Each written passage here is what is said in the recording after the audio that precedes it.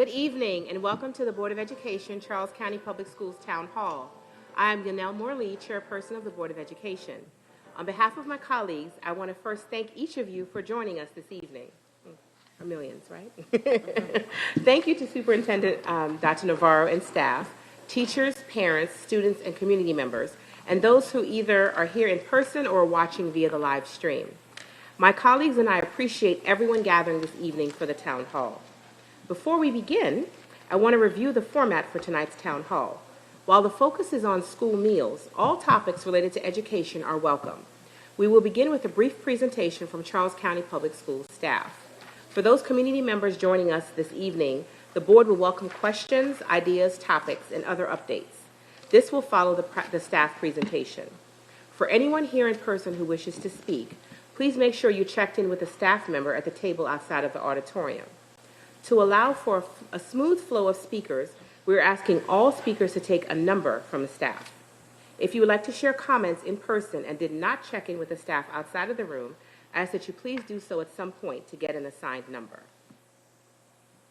We will rotate speakers using those numbers. Staff from the Charles County Public Schools Office of Communications will assist with the flow of tonight's rotation and are overseeing the live stream. I do ask that all speakers and commentators attempt to limit their time to allow everyone who wants to speak to ask a question or to provide comments with an equal opportunity to share. We also want to be respectful of everyone's time, as our goal is to allow anyone who wants to speak the time to share tonight. If anytime you think of questions, please either raise your hand or get a number from the staff at the table outside of the auditorium. I also want to share a reminder about the board's rules for public forum, most of which apply to tonight's town hall. All speakers should identify themselves, and any comments related to Charles County Public Schools or other educational related topics. Exceptions to these rules are the following. Please be mindful of these exceptions when sharing your comments. Personnel matters, pending or potential appeals, or comments regarding the actions or statements of individual staff or the private lives of any individual are not appropriate topics. On behalf of the board, I do also ask that all attendees use proper language and decorum at all times. The intent for tonight's town hall is for board members and staff to listen and talk with community members. Open dialogue and feedback are our ultimate goals, and tonight's format will run smoothly if we all respect each other and choose to share and/or ask questions. Please remember these guidelines for tonight's town hall. I will now turn it over to Dr. Navarro to introduce the presentation.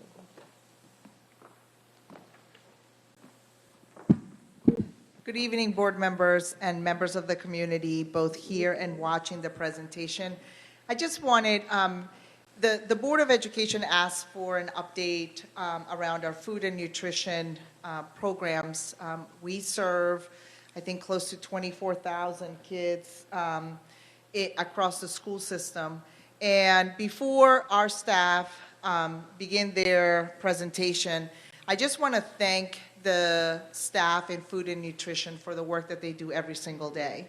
As a parent in the school system, my children choose to eat school lunches very often. And I will tell you that they have their favorites, and then they have their not so great favorites. Yeah. But we find that also at home for some reason.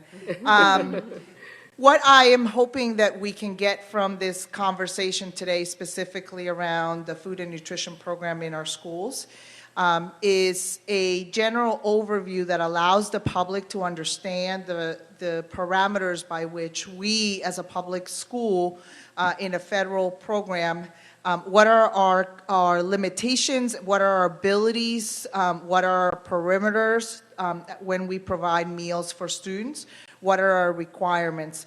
And those are grounded around nutritional value and other things like different types of foods that we must make available to students. And I also know that our staff have tried and continue to work with students to try to figure out what are palettes looking like, and how do we engage more kids as we make purchasing decisions for the food that we purchase to serve them every single day. So I'm eager for this conversation. I know staff is eager to have this conversation as well, and we hope that together, working with our board and the community, we can also continue to think about how do we bring innovative options for our food and nutrition. So with that, I believe Bill and Crystal, I'm not sure who's starting us off, or if it's Karen Acton. Good evening, everyone. I'm Karen Acton, the Chief Financial Officer, and on behalf of Food and Nutrition, we do welcome this opportunity to share all the good things that we do. And I'm going to introduce our Food and Nutrition Supervisors, Mr. William Kruder and Ms. Crystal Richardson, and they're going to be presenting to you both. Both of them are going to present to you today. Thank you. Good evening, everyone. Good evening.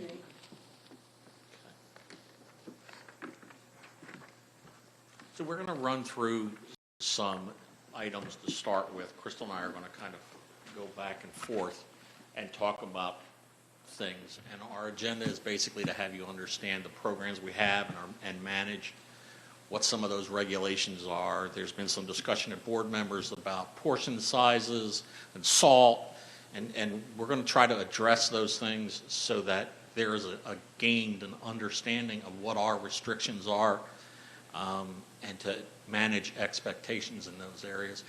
We're going to talk about farm to school, and then we're going to talk about some of the challenges. And I will preface that well in advance by telling you that Food and Nutrition Services faces the same challenges as everyone else does. We have significant staffing issues, but we'll get into that more in a minute. Crystal. Good evening, everyone. Good evening. Okay. The first slide, we just wanted to kind of give everyone an idea of the programs and the variety of programs that Food and Nutrition oversees for the Board of Education. As you can see, we've listed 16 programs that that we oversee and that we basically facilitate through our schools. The top 8 programs are all federal USDA programs, and I will tell you, especially those of you who work with federal programs, you know that not only are there 8 different programs, but they have 8 separate rules, separate set of rules, regulations, and guidelines. They can't keep things consistent. The one thing that I didn't get on the slide that I don't know how we forgot about it, but it's new this year, is community eligibility, and that should be up there. That's another program that we added this year, and that's the program that provides breakfast and lunch at 12 schools at no cost to the students. The other programs are programs that we provide through contracts with the community and our department partnerships, and we facilitate these programs through numerous different schools. And just to give you an idea, you know, Maryland Meals for Achievement, that's one program, but it's at 28 different schools. CEP is at 12 different schools. Currently, I actually counted up this afternoon, we have 50 different at-risk snack and supper programs running at different schools. So even though it's kind of a short list, it spans a lot of different guidelines and a lot of different schools. This gives a kind of a small glimpse at the rules and regulations that we have to follow. We're going to concentrate mostly on lunch, but just to give you an idea of some of the parameters that we have to stay within. For example, grains. All of the grains, which include breads, pastas, rice, all of our pizza crust, crackers, rolls, it all has to be 51% whole grain. Salt. This is a big one because everybody needs their salt shaker. Mm-hmm. Our salt is limited to less than 1,230 milligrams per day for lunch. Our entire lunch meal has to be within 1,230 grams. Mm-hmm. And just as a point of reference, I looked this up today, a Chick-fil-A chicken sandwich has 1,460 grams of sodium. Mm-hmm. So that kind of gives you an idea of how strict those regulations are. Our fat is regulated. The fat can only be less than 10% of the total calories served per day. This is why we don't use butter or oils in preparation of the food, nor can we offer it as a condiment. It also is the reason why, sometimes you'll hear, well, the pizza cheese doesn't melt quite right. It has to be low fat to fit within that guideline. So we use low sodium and low fat cheeses. Fruits and vegetables are required to be provided with each meal. And this is a big one. You have to get a fruit or a vegetable for it to be a complete reimbursable meal. So you'll often hear our employees going, are you sure you don't want a fruit with that? Are you sure you don't want an apple? Look how good the carrots look today. And just as a note, we don't limit the number of fruits and vegetables that the students take. Those, because we have to stay within calorie guidelines, and fruits and vegetables don't push those up very much, so we don't limit it. The two exceptions that I can think of are French fries are limited to 1 serving per day, and juice, and that's a federal guideline that only half of the fruits that we offer can be in the form of 100% juice. And that, like Bill said, that has to do with the sugar content. Trans fats are not permitted. You will see some things, but that's naturally occurring in animal products. And calories. Maximum calories in a meal are determined by calculating the calories offered in all 5 of our component categories. And for lunch, it's 650 calories for elementary, 700 in middle, and 850 in high school, which seems like a lot until you start adding things up. Okay. So what makes a meal? CCPS FNS operates on an offer versus serve basis, which means we offer the children things and they can decline or take things as they wish.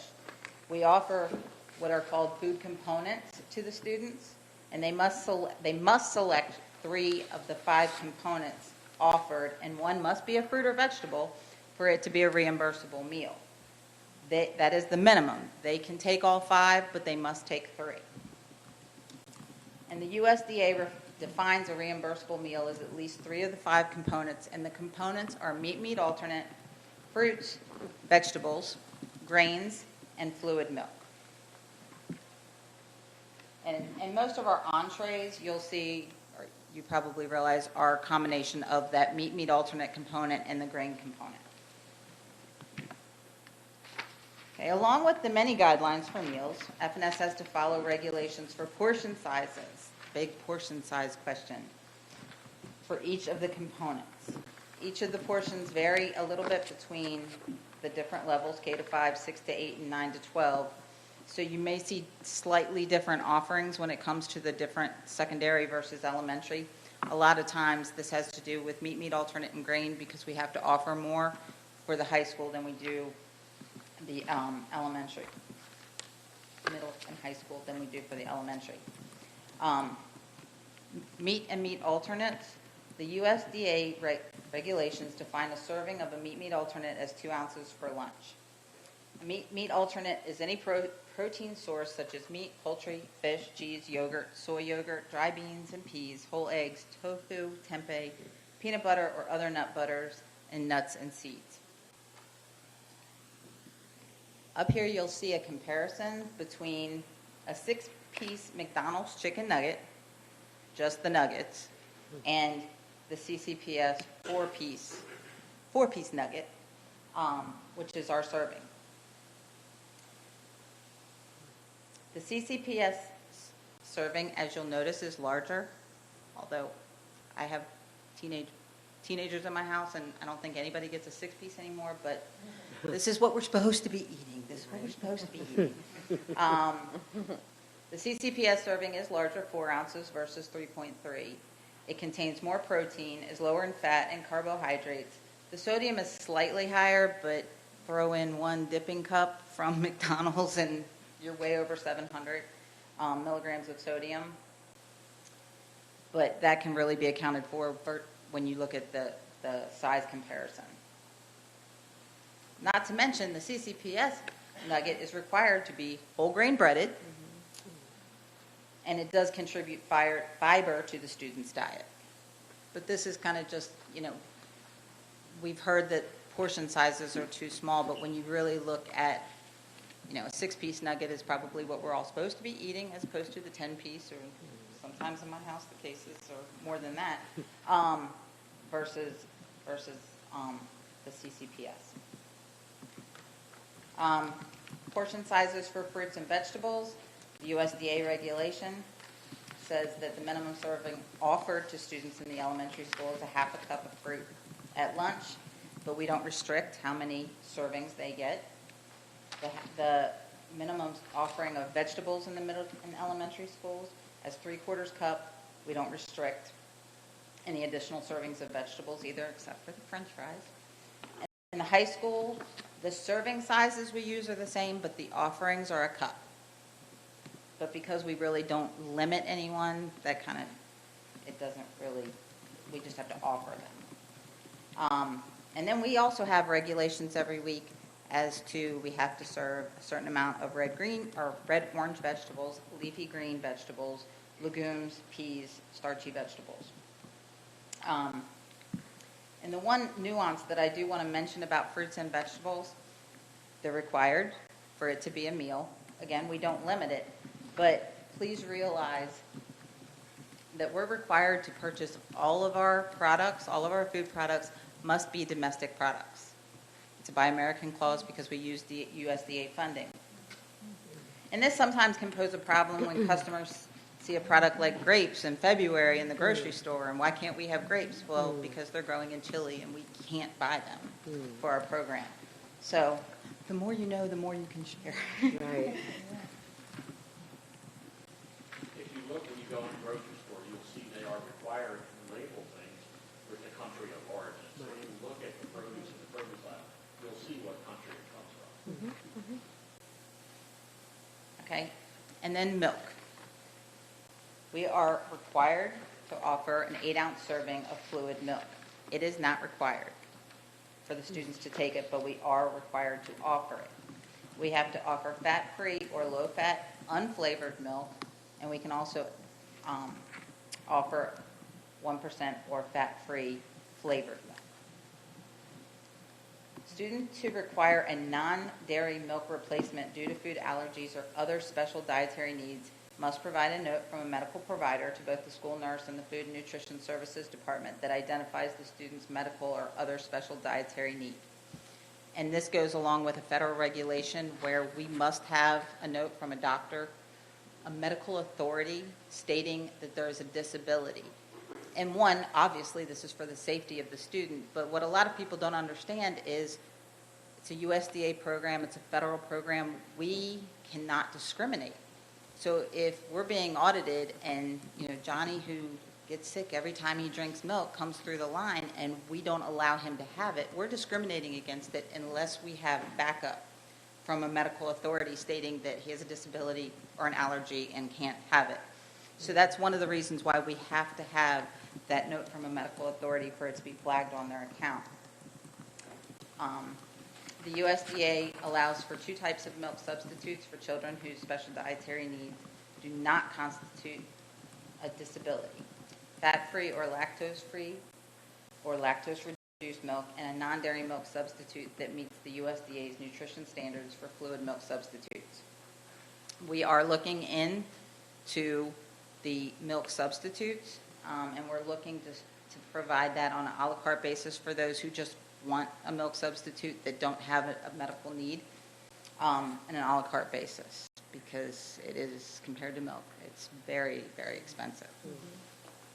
But we are working on trying to get, unfortunately, it's not like we can just see something in a catalog and say, we want that. When we're talking about the volume that we serve, it's getting our distributors to bring it in and the amount that we need brought in, and sometimes that takes quite a bit of time.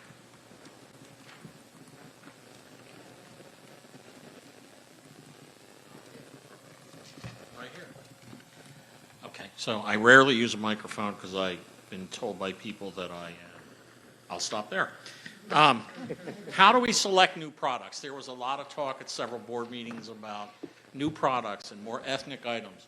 So I want to explain a little bit of how we go through this process, because it's not like going, like Crystal said, it is not like going to the grocery store and seeing the new hot thing or the new hot item in restaurants on TikTok or X or whatever they're calling it this week. The volume that we purchase things in would wipe out 2 or 3 grocery stores in this county.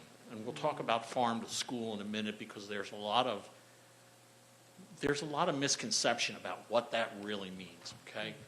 But how do we get to new things? First off, we look at it in the office, and we look at, is it a suitable item for us? Does it work? Is it too spicy? Think about chicken wings. We have, the brand name is Wings of Fire from Tyson Foods, that we serve in the secondary schools. Can't make enough of them on the days that we serve wings. It's not appropriate for elementary school, okay? It's just too spicy for them. So we have to do some evaluation in the office before we do it. Then we look at cost and availability and how long is it going to take to get things from the manufacturer. And then we go out and we test things at schools. And we have to do this while keeping within the guidelines of what we get paid. So roughly half of our cost on an annual basis is the cost of food, which works out to be about $2.12. Now, I challenge anyone to go out and feed your child for $2.12. Let me know where you're doing it, and I'm coming with you, and I'm bringing all 13 of my grandchildren. Okay? So we calculate it from several different aspects: acceptability, accessibility, can we get it? Does it fit? Does it work into our nutritional requirements? When Crystal talked about what we do through the week, we have to balance the red, green vegetables and the protein offerings. It's a very delicate balancing act, okay? We also have contractual obligations with our supplier. If we bring something in, especially for us, we're under an obligation to take all that product. So we might have to run it longer than we want. We also look at the menu and sales. We can tell from our point of sale system what items sell and what don't. If they don't sell, we remove them from the menu. We do tastings in the schools. We go to the schools and we pick schools, not totally at random, but we try to go throughout the county to do tastings. I can tell you that the taste buds in Lackey, Gale Bailey, in that end of the county are not the same as they are at Thomas Stone and John Hanson and Ryan. They're just not the same. It's a different group of people. The demographics are different. Their taste buds are different. They were raised with different things. Part of the thing of what we do is to introduce new things, right? If you're the kid from Nanjamoy whose parents grew up feeding them a sandwich on white bread, you don't know what a whole grain hamburger bun is with a whole grain chicken patty on it. You've never tasted that before. It's not part of what goes on. So we have to do some sampling and some education. We try to sample things when they're new. One of the items we tried recently was a chicken tikka marsala, and we did that at one school. Unfortunately, we have to get product from the vendor so we can test it. A lot of times we rely on the vendors to provide us with products to taste it with the students. We had an orange chicken that went out to, we tried in 9 different schools, and exactly what we thought happened. The elementary school students ranged in comments from, it tastes too orangey, artificial orangey, to in Waldorf it was, man, this is great. So there's different tastes, okay? I personally don't like lima beans. My wife loves them, but Absolutely hate them. so she can have them when I'm not home. She's probably having some tonight. So changes in the menu in the last 2 years, right? We look at things. So the lasagna roll-ups didn't sell. Italian chef salad, although it looked great on the shelf, if it doesn't get on the student's tray and if it doesn't get in their stomach, it's not nutrition. It's a decoration, okay? So we got rid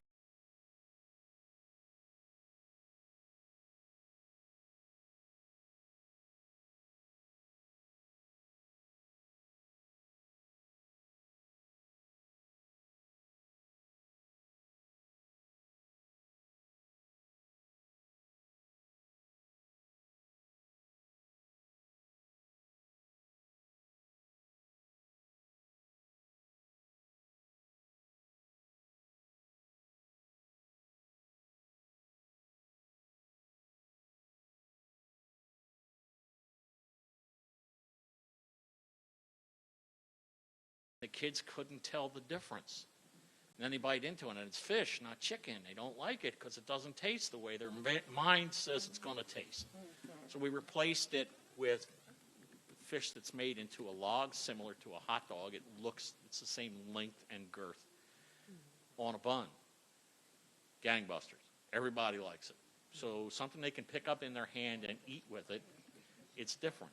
So it's a fish log. We couldn't come up with a great marketing. It's a fish log. Mozzarella sticks. We had them years ago. They sold fairly well. The company that made them, I know this because I used to live down there. So they have a factory on St. Simon's Island in Georgia that got shut down for listeria, and nobody else has produced this particular whole grain version that was available to us. So we have it again, and it sells great. Put it out with marinara sauce. Anything you can give them to dip something in makes everything sell better. Jalapeno cheese bites, only in the secondary schools. We are not offering those in the elementary schools. So items we've tested this year was the chicken tikka marsala, orange chicken, chickpeas marsala, which did not go over well, and naan, which some people didn't have any idea what that is, but it's an Indian food, and there's not a lot of Indian culture in the Nanjamoy area, and so they weren't thrilled with it. It just wasn't their thing. Okay, we can deal with that. Items we're going to be testing in the second semester include a pepper jack grilled cheese, meal breaks, which is a complete meal. What's the brand name they sell? Lunchables. It's along the Lunchables line, and we'll use that for some of the supper programs. It simply makes it easier for the evening staff, which is generally teachers, IAs, and coaches, to take care of that food service won't be there because we don't have the staff to stay and do it. Okay. And we're going to try some breakfast bars in the secondary schools. The blueberry was really good. I ate the whole thing myself. I like blueberries. And there's one that's cranberry oatmeal, and I'm not sure about that. I didn't try that one. So let's talk farm to school. I know Mr. Hancock has that I ate the cat look on his face right now. But farm to school, let's be real. So what is farm to school? What is local? What does local mean to you? Local doesn't mean that we have somebody in our staff that can go to the roadside stand down there off 301 and pick something up and take it to the school. There's a lot of problems with that, and we'll talk about that in the next slide. Local, the definition of local is when a business can put their truck on the road. That driver drives 4 hours, gets loaded in less than an hour, gets back on the road and drives 4 hours back to comply with the DOD CDL rules, and can give it to our distributor to get it out. So this slide shows you what a 250-mile radius looks like. Okay, it's Maryland, Virginia, D.C. I didn't put D.C. on there. Delaware and West Virginia, and parts of Pennsylvania, Ohio, New York, and North Carolina. So think about it. That's a 4-hour drive. Any of you that have driven down through, to go to Florida, you've driven through North Carolina. It takes you about 3 hours to get to the border. Okay, so that's the reality. We buy in quantities, quite frankly, if we purchased our beef in Charles County, nobody else would have any to buy. We buy, in beef, we don't really buy as much as you think. We only buy 96,000 pounds. Okay? It's only like 45 tons. Okay? On an annual basis. Remember, we're feeding 27,000 students a day, 180 days a year. Plus, we feed students in the summer, and all those programs that Crystal had listed on the second slide or third slide, all those programs, they all take food, okay? The biggest item we go through every year, believe it or not, is Smucker's peanut butter and jelly. I bet. And we go through about 3,500 cases of that, which equates to 25,000 servings a year. Okay? And it's whole grain. It's not the same Smucker's you can buy in the grocery store. It's whole grain, and it's reduced sugar jelly, right? Jelly is really nothing but sugar, It really is. right? I don't know how you make sugar without jelly, but I'm not a food chemist. I like my food, okay? The surprising number when I started pulling this was in chicken, we use 190,000 pounds a year of chicken. If it wasn't for chicken and cheese, the school food service program for the lunches would be in trouble. Okay? That's the major source of our proteins. Produce is a whole separate subject on its own. There is not enough farmland in Charles County to grow produce to provide for the schools, let alone the fact, frankly, when is fresh local produce available? September, Yeah. October, and poof, it's done. Okay? Getting farmers to aggregate their product in any area is difficult. Farmers have to form co-ops where they can aggregate their products. We use more fresh vegetables in a week than anyone in Charles County can supply. I'd be happy to buy it from local farms. But for us, the problem becomes transportation. And so I do some work with the hunger community, people that work on hunger projects. And the universal difficulty in Charles County is transportation, okay? And we can go back to our solutions during COVID, where we had 10 buses out running the county, right, delivering to 70-some sites. Transportation is an issue. If you don't have transportation and you live in, and I'm going to focus on Nanjamoy again, it's going to take you an hour and a half to get to Waldorf. And then you got to find some way to where they're distributing food in Waldorf. And then you got to get on the bus and an hour and a half back to, and it's not to your house. It's somewhere else. We have the same issue. We do not have a staff that can go out and pick up food and bring it back to the school. If you watch Jamie Oliver on TV, it's great. He did it in West Virginia. He brought a staff of 60 people with him when he did that. You don't see that behind-the-scenes stuff. So he had lots of free labor to make him do that. When he left that district in Huntington, West Virginia, the district couldn't maintain what he had started for more than a month because they just didn't have the labor or the time to do it. And the cameras weren't there. Other numbers, we use 31,000 K of turkey a year, and we only use 11,000 pounds of pork. So, let's see, transportation, I talked about that. I talked about the staffing issue. We buy beef from a local beef provider, Battle Creek Farms, who was actually in Calvert County. It started off with, they advertised on Facebook that they needed somebody to take 300 pounds of beef from them a month. It was excess inventory they were trying to dwindle down. We got up to the point where we were buying 750 pounds of that. We put a bid out. They were the only people that responded. One farm responded. We got to a point where we were buying 750 pounds of beef from them a month, and that was going to St. Charles, North Point, and Westlake. I just got informed by the farm last week, they can't sustain 750 a month. They can only sustain 450. So what used to be 3 schools is now down to 2 schools. And we're not opposed to finding other suppliers that can do the same thing again, but there's a logistics issue there. We get it delivered to one site, then we have to redistribute it. So there's challenges to doing things locally. What did I miss? We did an RFP a couple years back to try and split the county into 5 districts and have a local farm in each one of those districts supply to the schools in their districts.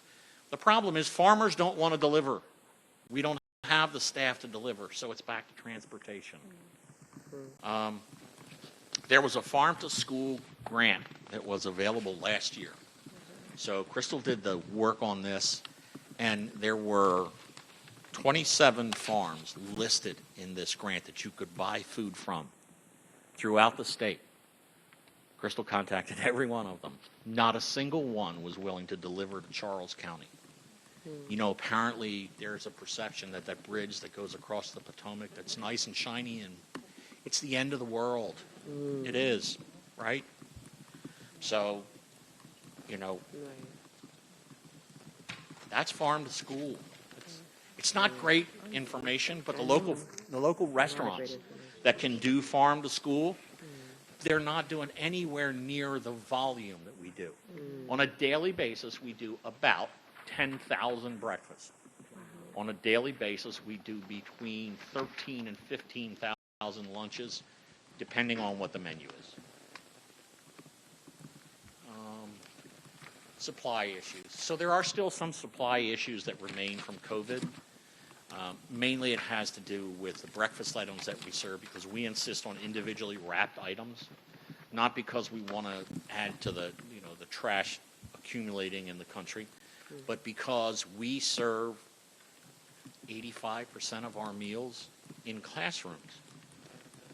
Breakfast is eaten in the classrooms because by doing that, we don't add any time to the school day.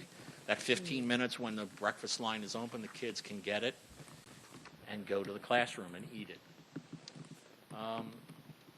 Staffing is our largest challenge. We currently have 57 openings from a staff that should be about 150, or 250, I'm sorry. We are 80% staffed, provided everybody comes to work that day. And anybody that's ever managed people knows that when you have 200 people that are supposed to come to work today, you're not getting everybody. Okay? I can give you numbers for North Point as an example. North Point should have 18 staff members. Today, assigned to North Point are 12. Yesterday, 6 showed up for work. Scramble. What do? You take them from other schools. What happens when you take them from other schools? Well, you close serving lines. What happens when you close a serving line? Have you ever seen Chick-fil-A at noon in La Plata? It ends up like that. You get this long line that just doesn't move. And less time to eat. And there really isn't much we can do about it.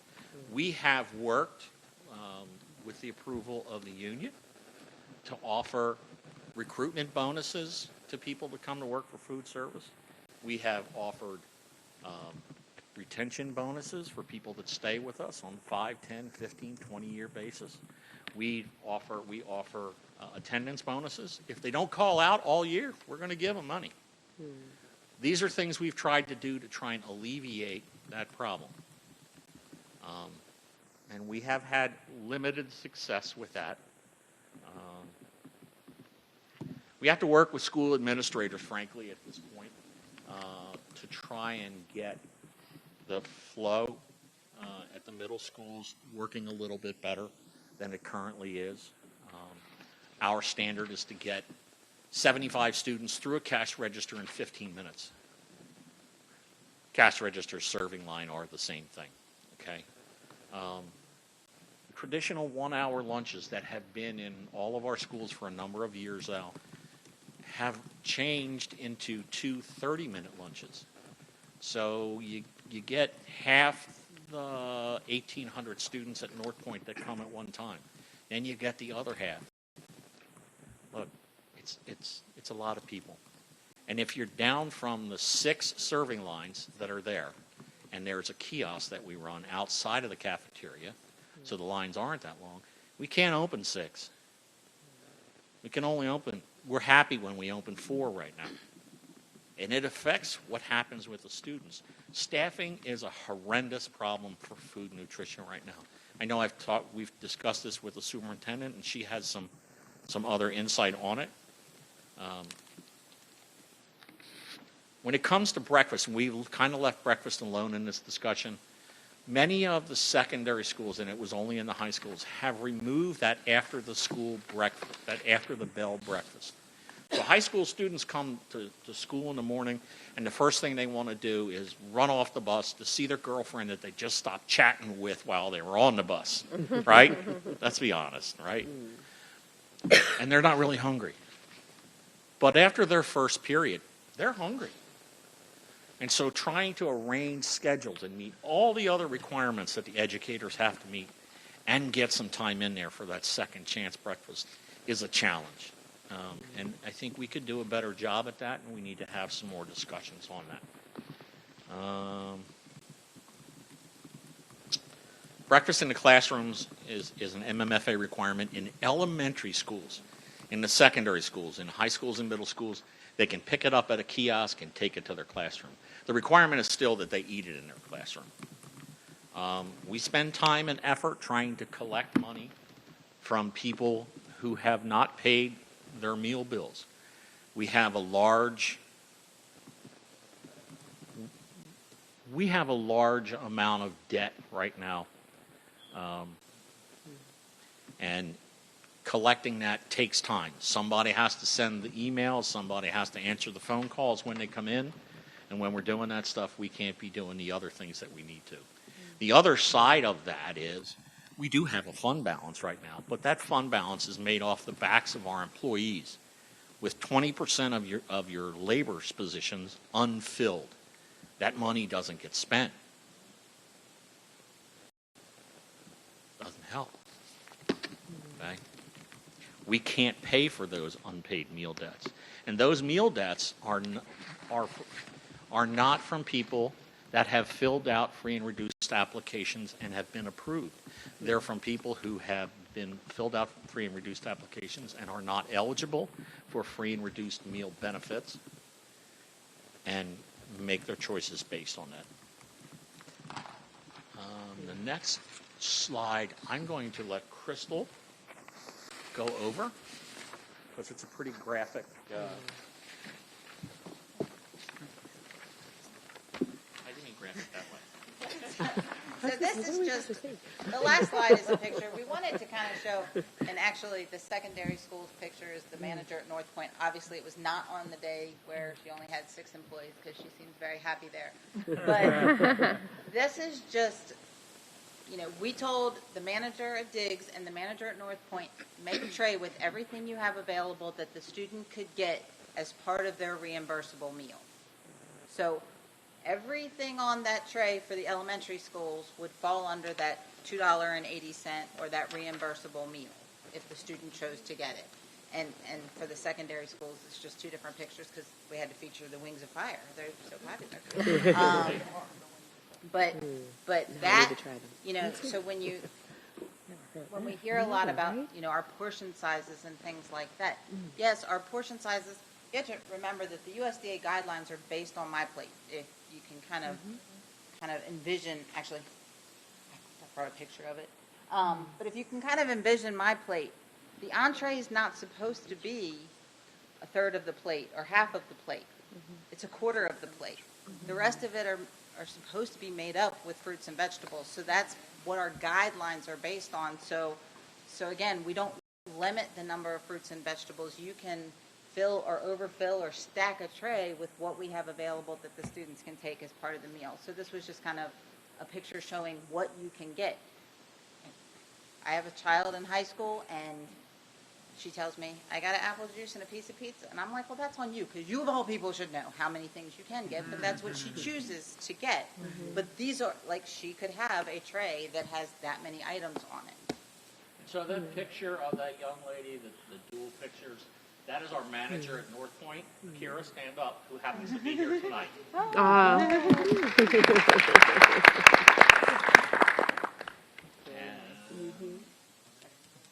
that's it for us.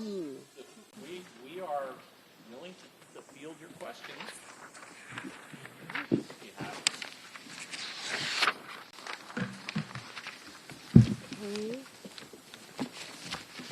Ms. Mackey, did you want to have people start lining up? Yeah. Or do we want to start with the questions in advance? Either one. We have 2 speakers that are signed up. Okay. Do you want to start? We had 2 students who signed up who have since declined to speak. Mr. Kruder answered the questions that they were going to pose. Okay. So if you want, we can call those 2 speakers up. Sure. Mr. Mank, do you want to come forward and speak, or Mr. Lee? 3, 4, yep, 1 and 2. We lost. No worries. I don't have the sheet in front of me. I apologize. Good evening, everyone. Good evening. I have two students that are up there in Gameland. Um, and I know they both complained multiple times about not having enough to eat. Now, they're elementary kids, so I guess like their servings are a little bit smaller than the high school kids' servings would be. But they're also in that stage 2 of their lives where they're hitting growth spurts. And they need a little bit more. So what happens with my oldest son is that he has this thing he calls lovingly the double lunch, where he has to buy lunch twice to get full, and then he comes home and is like, Dad, I'm starving. I understand the guidelines and everything from looking at what's on the plate, but is there anything that the school is doing to either give kids who are like a little bit older, because I have one son that's 7 and one son that's 9. The 9-year-old, because he's in a growth spurt, I would assume needs a little bit more than the youngest son that's not eating the same amount. But because they go to the same school, they get the same amount, and it kind of leads to those type of issues. So what are we doing towards that? And then the next piece, I have a comment.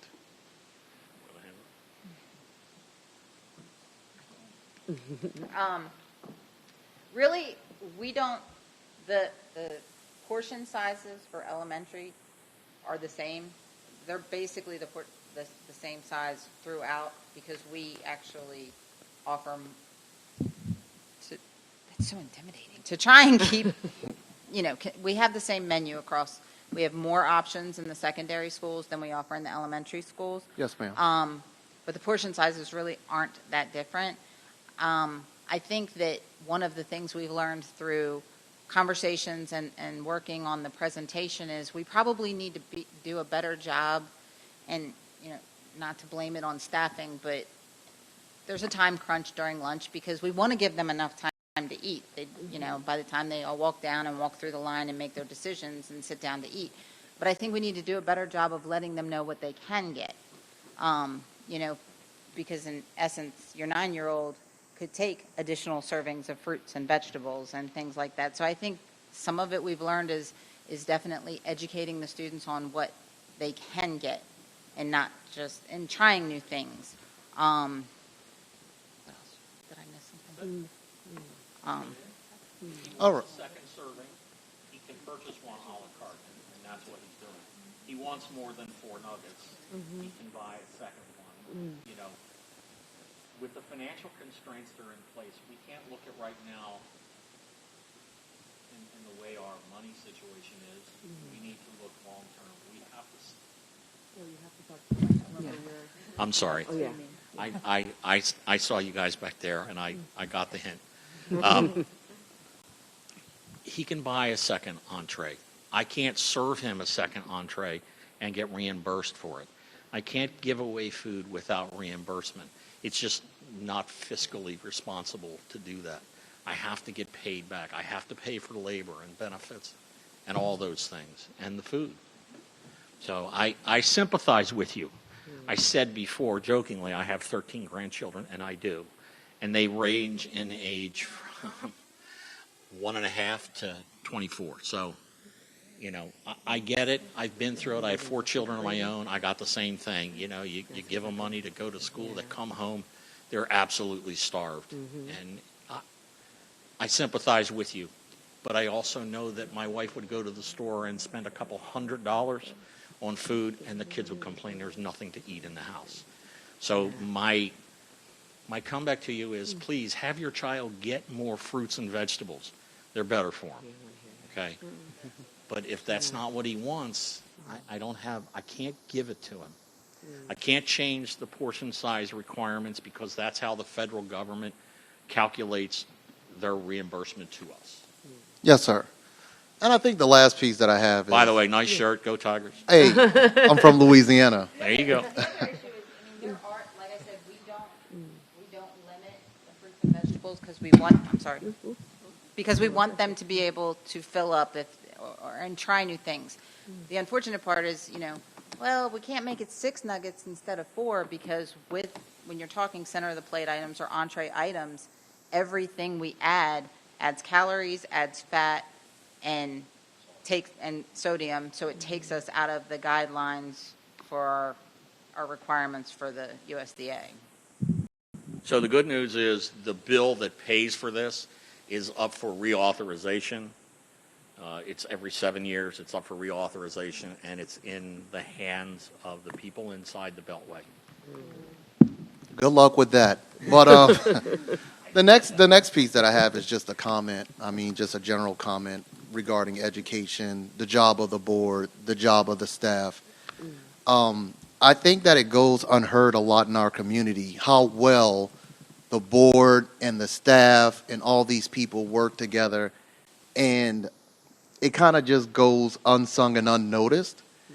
I think that a lot of times, grown-up adults like ourselves, I know there's a lot of Gen Xers, like myself, that grew up with the golden rule. You want to treat other people as you want to be treated. You want to, give credit where credit is due. And I think that with the current situation with the board and with the staff and Dr. Navarro and everything, if nobody ever tells you, I want to tell you, and I think it's the sound of a lot of people in this community, that you're doing an amazing job. And thank you for the jobs that you do with the teachers and the paraprofessionals and sometimes the bus drivers. The jobs that you do for our students in this community. I know my wife and I, we have 2 children that are in this community. I see my wife and I see people that she works with tirelessly working constant hours, more than what is recommended on paper by any board member or by anybody on the staff. Calls between her and Dr. Navarro where I get pushed out of my own room, to get things going for the county. And I think that's something that a lot of people don't see. And because those people don't see that, it goes unheard and unheralded. But from myself, I would like to thank y'all for the jobs that you do and the time and the effort and the work and the staff and seeing what the staff do. I see Mr. Jones doing his thing at meetings and everything like that. I see a lot of people doing a lot of things, and I think that y'all are really taking this county in a very positive direction. So thank you for that. Thank you. Appreciate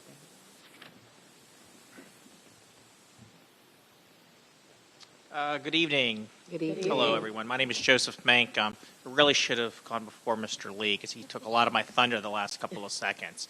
So I'm just going to echo what Mr. Lee said. I do want to thank the staff, especially the nutritional department. It seems like there's a lot of moving parts that you guys got to keep your hands on, your eyes on. There's a lot of federal things that you guys are making sure that we maximize our budget. So we're keeping the wheels of progress moving. So I want to thank all of you. This is my first time in one of these presentations. So I just learned a lot, and you guys are doing a fantastic job. So I have a couple of questions, and please bear with me. Some of these are just because I do not know. I think, sir, you already answered it, but I just want to get clarification. What is a refundable meal? I've heard that, you mentioned that term quite a bit, and I've kind of got a gets, but... The term is reimbursable. Sorry, meal. reimbursable. That's okay. Reimbursable meal is a meal that meets the USDA guidelines for which the USDA will pay us for serving it to students. Okay, so that benefits the county. Okay, I'll pass that to the back. So you mentioned you have about 250 staff roughly, and you're about 80% capacity. You mentioned quite a few ways that you're trying to fill those gaps. Is there any type of educational, kind of educational campaigns maybe for recruitment, things like that, to maybe attract more people in? Is there anything we're kind of exploring or maybe actively doing at the time? So it's I can't remember the name of the program. There is a program, Mrs. though. Majors, did you want to address it? Here you go. You have the HR head right here. Madam HR herself. Yes, thank you. Good evening, Nikki Majors, Head of Office of Human Resources. We work closely with the Food and Nutrition Services Department to try to think out of the box of how we can attract talent. So whether it's job fairs that we host, in fact, we just had one last week or week before last where we had more than 40 individuals show up for our opportunities. We also outreach via social media. But there's never enough. As you heard, they still have openings, over 50. And so one of the things that we would encourage is that every school building think about how they can outreach to the families in their community. There are families who receive weekly newsletters or newsletters at some interval. We hope that every administration staff is outreaching in a way where they're advertising what the vacancies are in their specific schools. There might be a stay-at-home mom or a grandparent, for example, a retiree who would be interested in coming in and working for 6 hours in a day to help support serving the students their meals. So we are always open. It takes a village. Honestly, it takes a village. We cannot do it by ourselves. So any way that we can outreach via community members, we have lots of opportunities. And it is really nice to work in your own backyard. So please help us by word of mouth, advertise in any way that we can. In the past, for example, we have always had as a minimum educational qualification a high school diploma. Well, lots of businesses are thinking about ways that we might have to be a little bit more innovative with looking at removing that requirement, and on a case-by-case basis, maybe someone who's worked in the food services industry for a number of years but generationally wasn't able to finish their high school diploma, we may have to give that person a second look. So we have to think differently because we are in an acute staffing shortage regardless of the area or industry that you're talking about. We're having a very difficult time. And as you heard... Go ahead, ProStart. ProStart is a program within the schools that teaches the students the basics of food service. It's not culinary education where they're going to be fine dining chefs. It's more the general laborer, but there are still some requirements you need to know.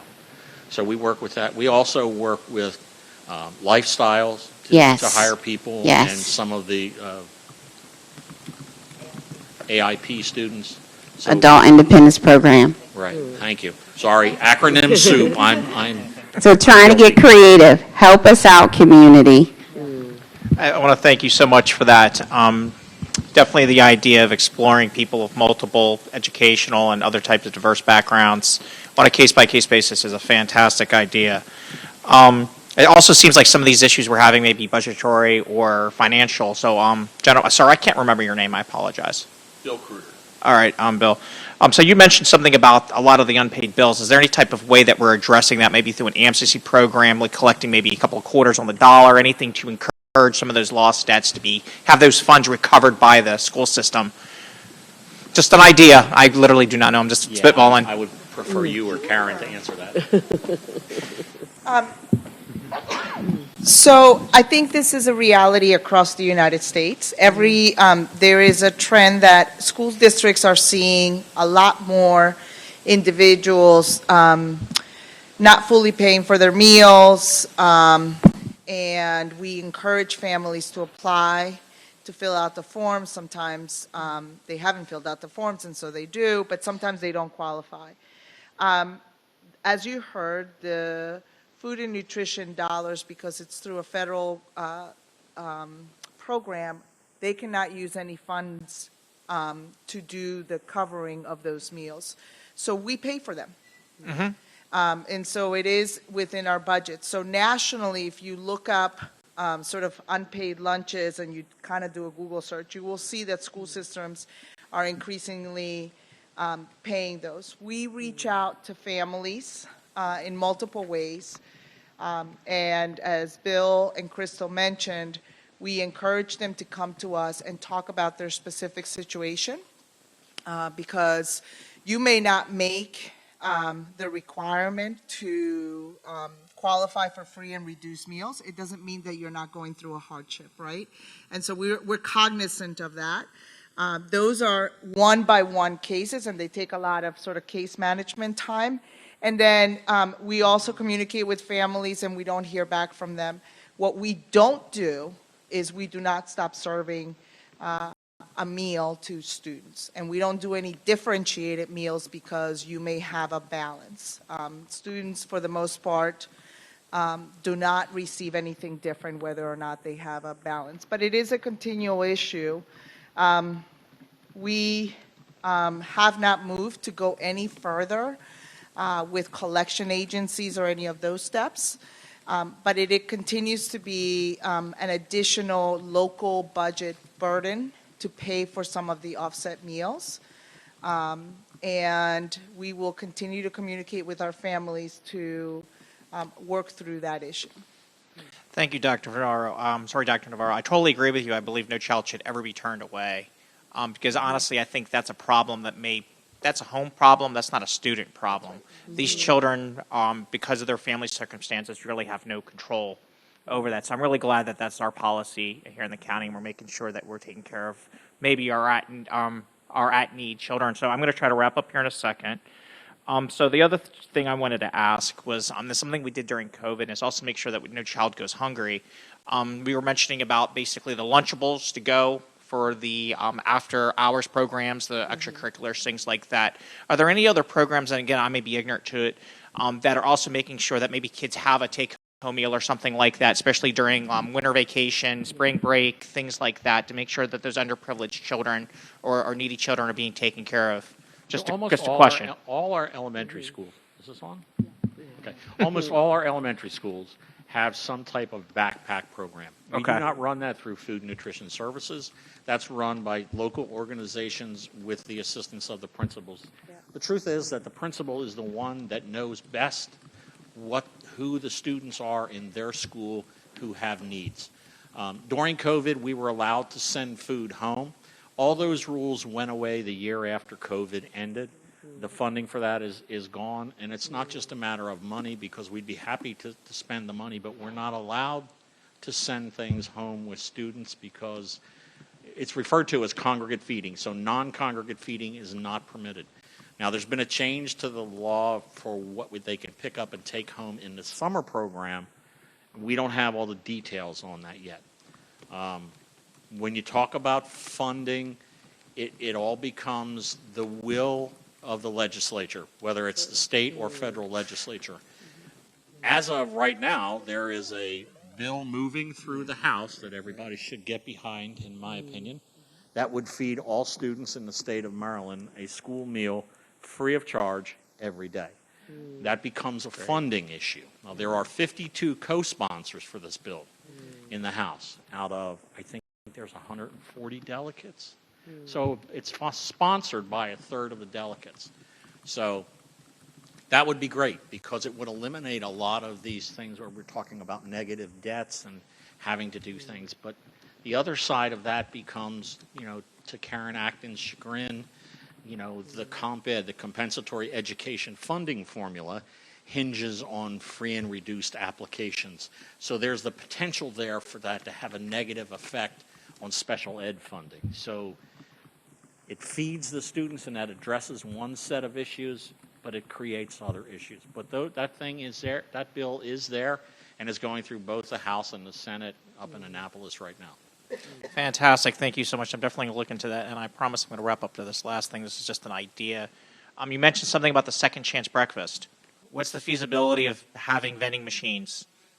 I don't know if that's already there or not. Sorry. So vending machines are problematic in that if we do it in secondary schools, there has to be a way for the student to put their number in. Student numbers are assigned to individual students. We had a woman that worked in our office that her sons really liked using their sister's account to pay for a la carte items, because she was a good elementary student and they were in high school and they were spending her money. So there's a problem with that. There's also a problem of if there's not enough movement, then things go out of date and have to be discarded, and it really does increase the amount of waste. It also takes labor to fill those items. It's additional packaging, additional trash, and it takes labor to fill vending machines. We do have vending machines that vend drinks and some snacks during the day, but they have to meet a specific criteria from the federal government that's referred to as the Smart Snack Act. Fantastic. Thank you so much for your time, and thank you, the board and staff as well. That last thing you just answered for me, so thank you so much. Once again, my name is Joseph Bank. All right. Thank you. Was that the last speaker, Ms. Mackey? Yes, ma'am. Did you want to go to the questions that we received in advance? Do we have any, or have they been addressed? So there were some topics that were submitted, not necessarily questions. I'm happy to share them. Okay. Well, maybe before we do that, do we have any questions or comments from the board on the presentation? Anyone like to address? Do you have something? No? Quite well. As a parent of 3 kids in the system who need everything that you all provide. Interesting to hear how it all comes about. So Thank you. I just had one quick question. Sure. Mr. Cordy, there was a slide there, talked about the cost of food, what was it, $2.30? $2.12 is what we try to hold the cost down to. That's an average. And so but that's just for the food. That's just the food. It doesn't cover labor, benefits, retirement, none of that stuff. Just want to make sure I understood that. Thank you. Right. It doesn't cover the cost of plastic, papers, chemicals for the dishwasher, you know. Gotcha. Thank you so much. Ms. Baker.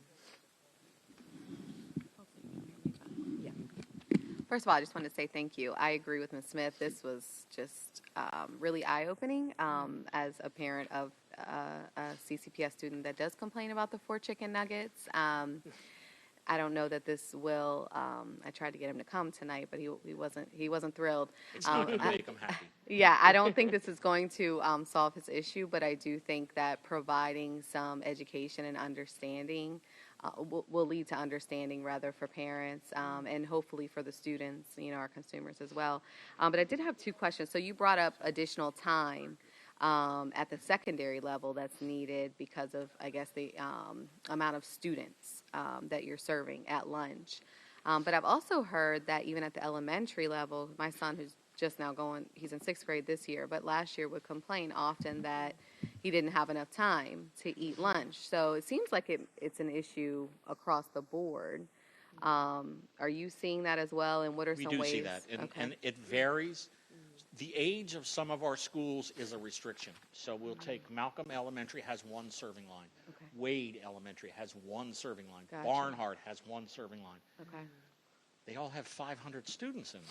gotcha. And our average participation rate for lunches across the board is about 54% of our students eat.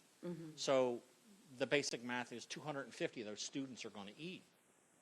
It's only 1 serving line. I can't do anything about that. So when we did kindergarten expansions and those stuff, we didn't expand the facilities to service these students, the support facilities with that.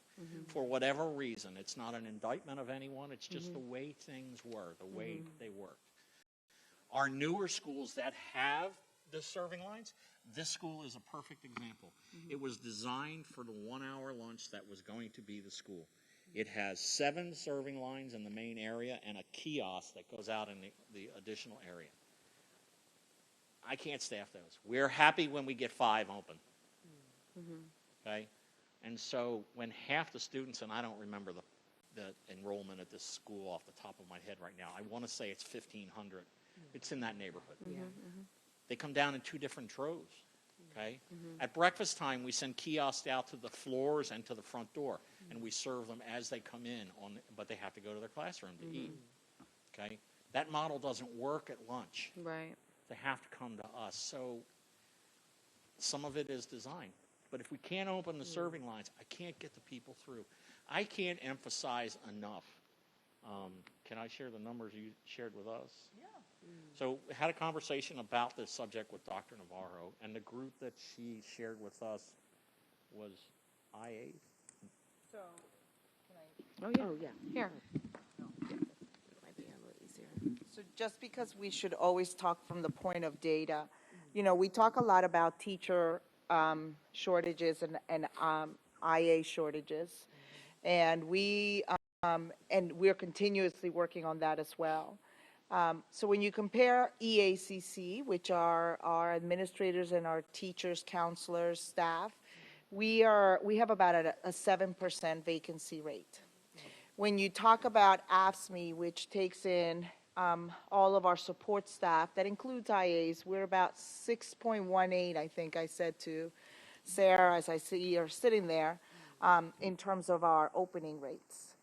And AFSCME includes food and nutrition services, and so it is absolutely a reality in the food industry in general, and we are living it when you're talking about opening rates of about 20%.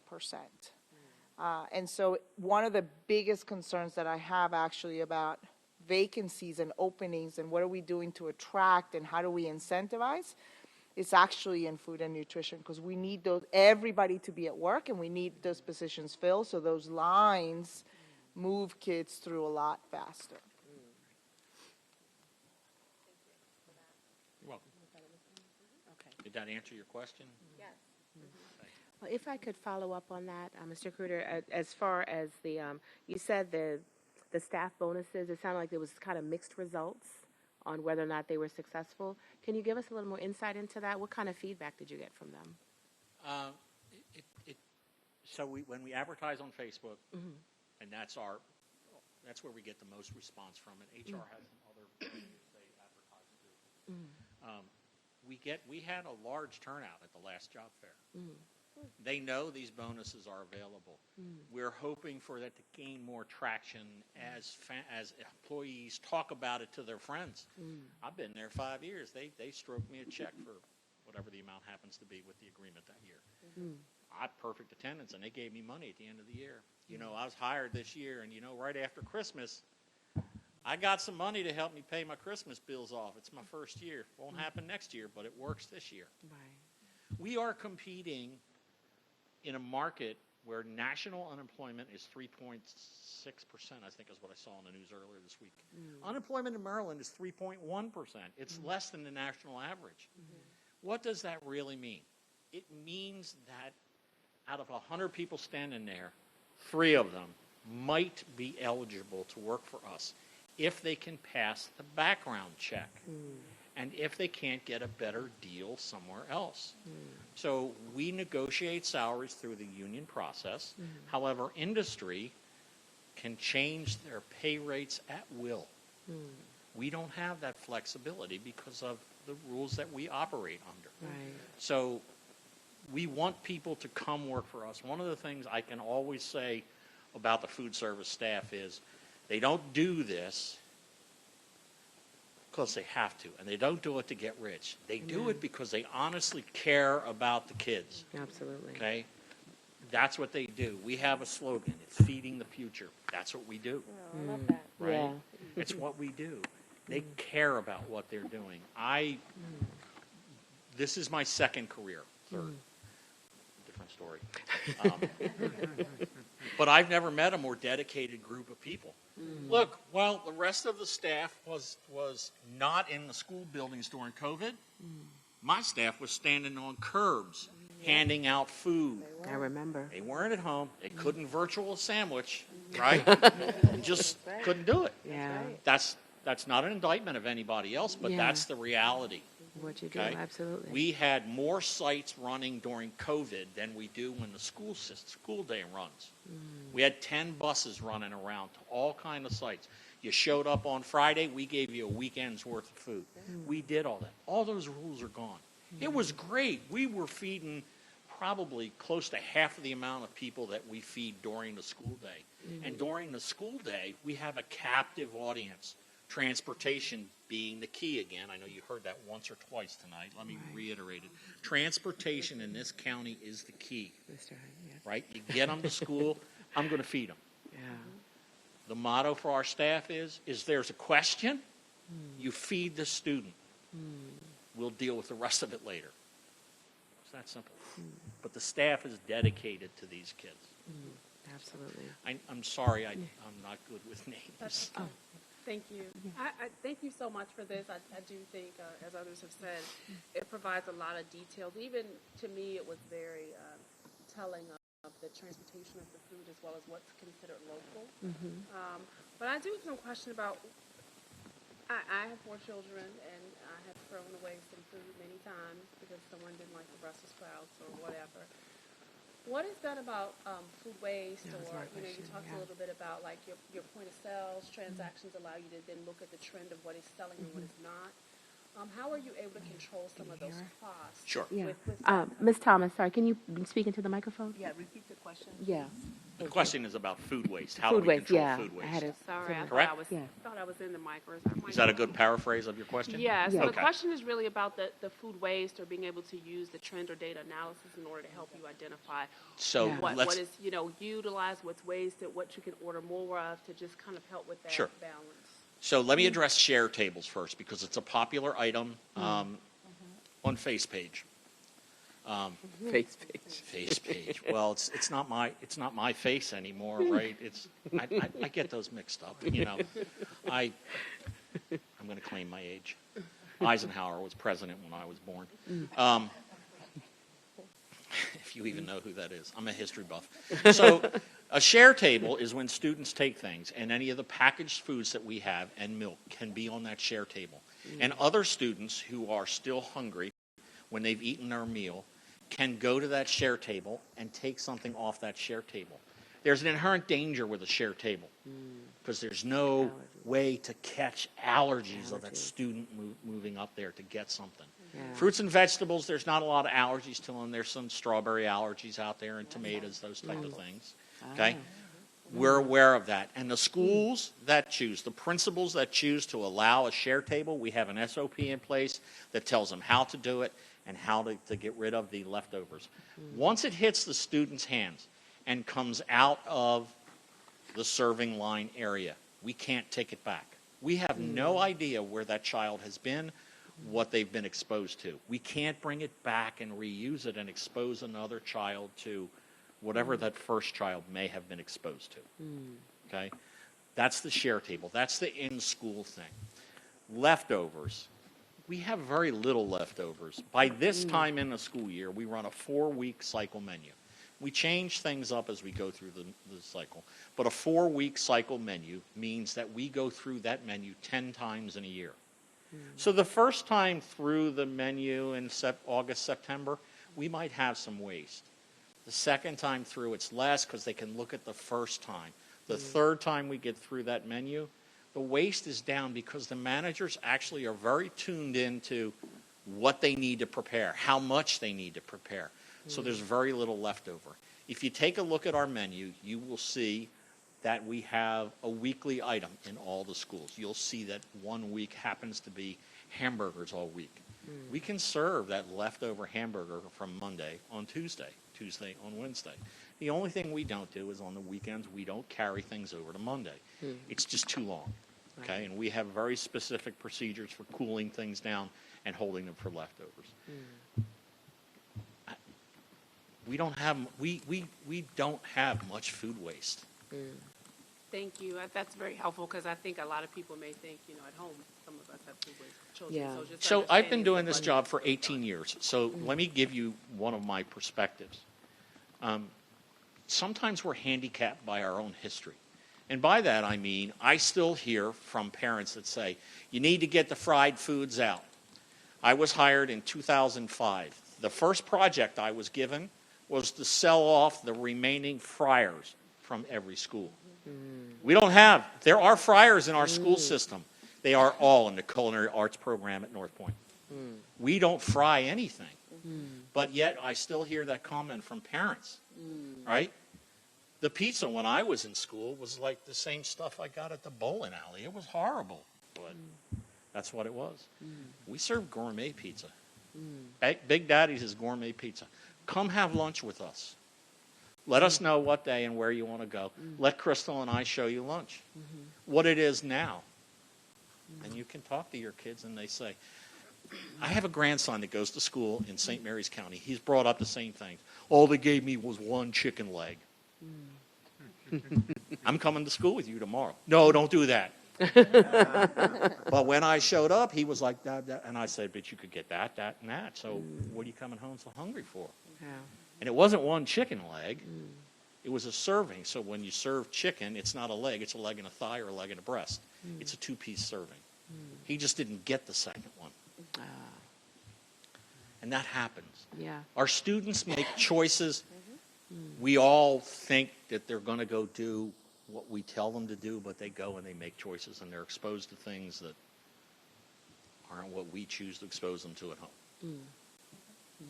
Thank you so much for that. You're Appreciate it. And Yeah, I think a lot of the questions, I think a lot of the questions as far as waste, and I know that one of the questions online about waste was more geared towards post-consumer waste. And, some of that is, time. Kids like to talk during lunch. It's the one time they have to have. So I think when you Yeah. hear about waste in the cafeterias, a lot of times it's what they're dumping at the end of the day. You made me take a fruit. I didn't want it. But it wouldn't have been a reimbursable meal without that fruit. So sometimes, half-finished things or things that they may have, we'd like to think it's things they took and it was new and they tried it and they didn't necessarily love it, but next time they'll like it a little more. But like Bill said, we don't have a lot of leftovers and waste in the actual service area. And I think that's great because that'll give parents the comfort that we're not, we're being judicious with the money that we're spending in order to feed students, and there's no misconception that there's some waste somewhere. Right, absolutely. Ms. Brenda Thomas. Yes. Thank you. I want to go back to when you said you were doing the 750 was it pounds of meat or something, and it changed to 400. The beef, yes. Yeah, that's the farm Okay. can't support that. Right, and you said it was like 5 schools, then you dropped down to 2. It was 3, and we've had to drop down to 2. I was wondering, did you alternate since you had to drop back, or you just? So one food school? service is a process of sustainability, okay, and consistency. I can't offer you a fresh product one week and a pre-made product the next week and expect you to come back the third week because you don't know what quality you're going to get. What has made places like Chick-fil-A, McDonald's, Burger King, those places successful is that regardless of where you go, San Diego, Seattle, Salem, help me out in the South, I don't know, whatever. Raleigh. You can There get you the go. same Big Mac. You can get the same, it tastes the same. And they're very strict on their quality controls. So to do what you're talking about, to spread that wealth throughout the county, if I had my way, I'd buy fresh ground beef, and it's the taco salad week that just, it flies off the shelf. And Akira can actually talk about that if you'd like. But if I don't have the same consistency the next month, the third month, my numbers go in the tank. I have to be consistent with what I'm offering. Okay, thank you. You're welcome.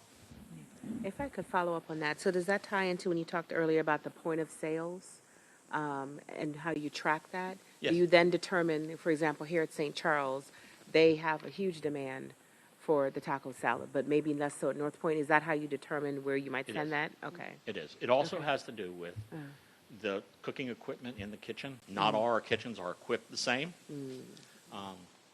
Some of them are very... Malcolm was built in the early 50s, maybe 40s, and it is equipped as such. We have done renovations there, but you can only do so much. You can only shoehorn so much equipment into that space. Things were different there, Yeah. One other, and this may be a little premature. I know we had talked a few months back about a food truck. How would I that have a be- food truck. You have a. I would say, how would that figure into this? Would that be something that may rotate to offer different variety? So I'd or- like to defer on the food truck because Okay. I just got it licensed 2 weeks ago. Oh, okay. All right, Our fair enough. intention is to try and do something with that in non-school hours. I need to incentivize some staff to work those non-school hours. That sounds great. And find areas in conjunction with student services and I don't know what best. Sports games. So we're talking about 2 food trucks. Oh, you're a yeah. Yes. You're So I talking just about want to be culinary arts. clear. Oh, got you. So that's different. So Okay. yeah, so we have a converted bus that is coming this spring. That is a food truck that has no ties to any kind of federal requirements for food. So it is going to be tied to the students in the culinary program to do their rotations, and it is going to be tied to Pro Start students. So there's going to be a process, and that's coming out of CTE, and that's Kevin Lowndes. We have a beautiful little food truck that I think it looks like we've gotten approval for. It's out back if you want to see it. It's actually, yeah, it's actually parked out here. I forgot where you parked it. And that is what Bill is talking about, and the possibility to do this work. I also want to highlight that we also have an MOU that we do some feeding for the county for some vulnerable populations as well. So the food truck that Bill's talking about is one, and we have used it to promote. And one of the important things that we had a question online about food waste, as I think a person said, I see kids throwing away foods and so forth. And we will see that happen, but we have to continuously, as a community, continue to do a better job to ensure that the fruits and vegetables are fully consumed in our meals. And so I'll say that because I have watched lunch lines. Anybody who's been a principal has watched lunch lines, and we do have additional work of educating our students to consume the full meal. And that also includes the fruits and vegetable components of it. And that's just an educating of the palate, and that comes through exposure and time. But I think Crystal also said it, it's part of our own continual education, and that takes all the adults, not just our food and service employees, but all of the adults to be promoting that as well. And one of the things that we do to try and expose, we shouldn't say unfortunately because they do give us money, but like I said, we have to buy domestically, so we have to kind of see when things, but you'll see kind of closer to the end of the school year, we start kiwi fruit and things like that. And our managers, I'm telling you, the managers in the elementary schools, it's amazing to me because half the time I can't remember my own kids' names, but they remember all 500 that come through the line. And, oh, look, I made you some kiwi, and, things like that. They really do encourage it. It's probably been 5 years ago, we started Fresh Fruit Friday. So you'll only see fresh fruits on our line. Every Friday, and our managers, it's funny because like Bill said, a very dedicated group of people, but they are the last people to toot their own horn. I tell them constantly, send me pictures for Twitter, and a lot of the times that I get pictures, it's because, one of the field managers has been out there and shot pictures, but we are constantly encouraging them. You guys are doing such great things. Please share with us so that we can share. But one of the things they love to do, especially in the elementary schools, probably Valentine's Day, you'll see decorations. I just sent out an email to all the managers because we have National School Breakfast Week coming at the beginning of March, and kind of get them riled up and try and have a little competition who can have the best setup kind of thing. But we do encourage them to let the schools know what they're doing. But Fresh Fruit Friday has been around, it's been at least 5 years.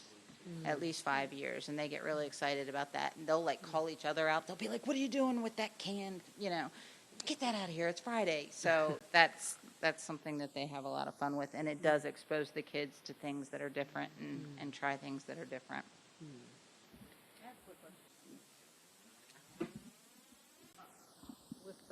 Thank you all for this. This was really a good presentation, very informative. As we're speaking about educating students on nutrition, do we have, any of the schools have school gardens? You know how sometimes they have those garden projects, or is that something totally up to the schools? Yeah, that's on the other side. That's really more on the so. educational side. I know that at one point, because we actually helped pay for, they had a hydroponic garden at Diggs.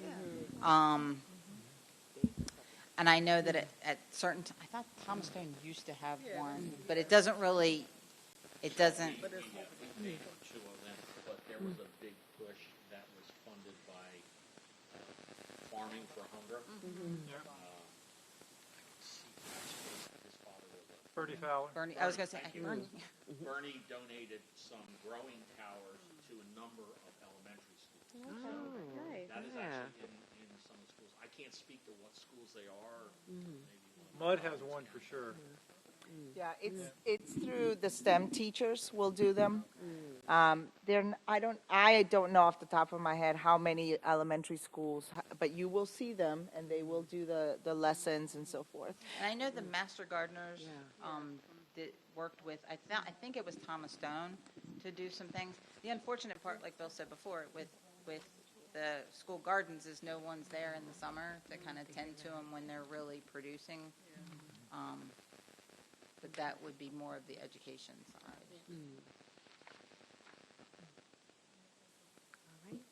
Thank you. And say, as a mother of 2 elementary school students who are very adamant about their 4 chicken nuggets, I very much appreciate this deep discussion, and it answered a lot of questions for me. Smaller nuggets, so you get Well, I right? It still has to equal the same 4 ounces, right? It's a trade-off. It's still going to be 2 ounces. Right. Oh, it's 2, not even 4. Oh, 4. Okay, fair enough. But thank you all so much. This was absolutely very detailed and very enjoyable. Any other questions? We Yeah. want you to understand Right. our restraints because you do interface with the public. Right. And the public will ask you questions Yeah.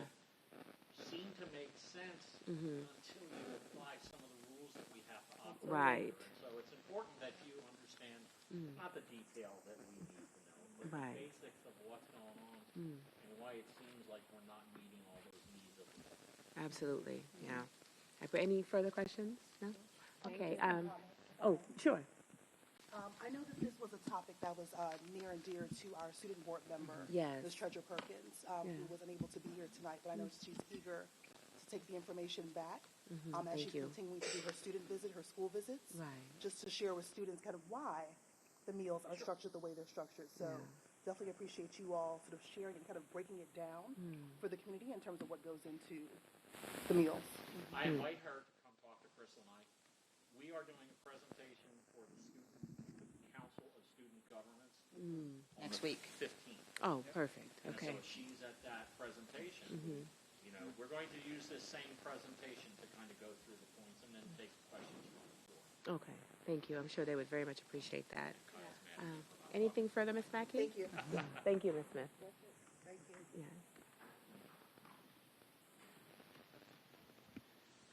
We did have 3 comments related to school meals submitted via the online form. The first, I think, was covered pretty heavily.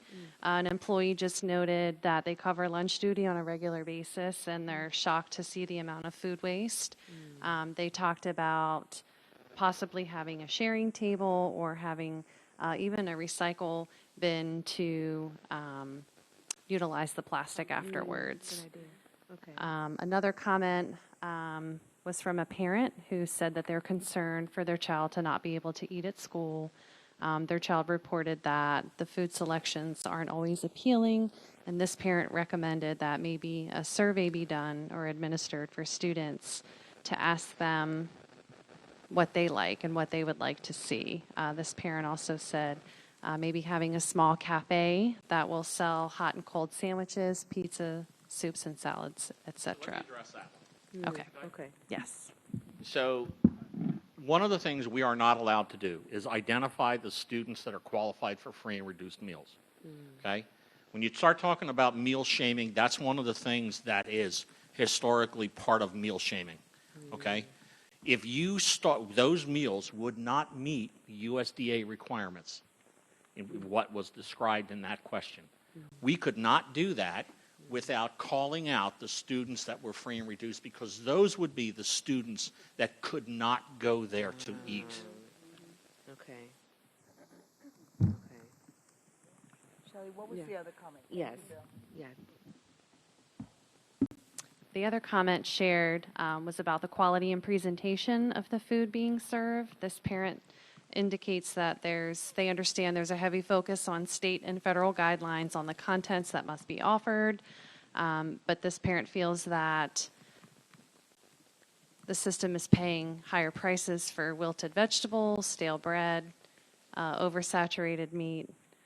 They did also provide a comment about their perceptions of the individuals working at the secondary level in the food and nutrition area. And that was a summary of that comment.